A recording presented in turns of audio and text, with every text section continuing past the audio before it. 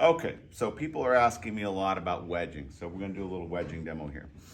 Let's talk about clay for a second. This clay was brought in by a student who it had been sitting around for a few years, and so we were trying to figure out a way to make it softer because it was really stiff. It was apparently soft enough that she was able to cut it into smaller pieces, smaller, thinner pieces, which she then layered between a damp towel. So she most likely made an entire damp towel, put some clay out, flipped it over, put some more clay out at it, flipped it over, and just did that several times, and basically left the clay in a really moist environment, which gave it a chance to soften up. And now it's perfect. It's maybe a little softer than it needs to be, but actually it's right where you want it to be. All right, so back in the day, Stan Welsh at San Jose State University was probably the first person to ever teach me this.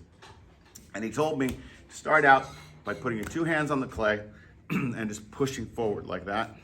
Lift up, push forward, lift up, push forward. You'll see that I'm kind of squishing it this direction because I don't want it to kind of work its way out.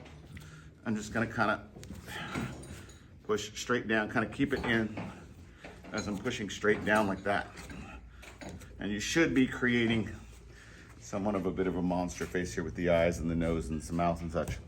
So you should definitely take some time to just kind of practice that kind of motion for a while. And that'll actually kind of do the job, and you can just kind of do that when you're done, kind of roll it back, close it up, and that'll do a pretty decent job of wedging all by itself. In time, it would be nice if you were able to start like this and then lift this and rotate slightly.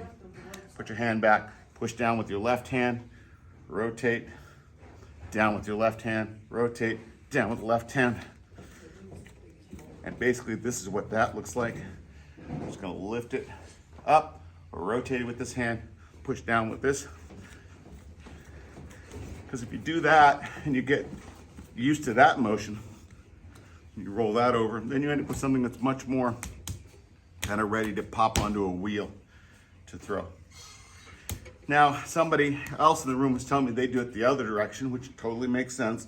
So presumably they're lifting on this side and pushing with this hand, lifting and pushing. I'm not sure why I do it the other way that I do, considering my dominant hand is, actually it makes sense because my right hand is the one that I would be more likely to want to do, create more elaborate stuff with. The left hand's just kind of pushing, right? Whatever works for you is fine. But that's kind of your goal. Your goal is there should be a little bit of a spiral in the bottom. And that is beginning wedging.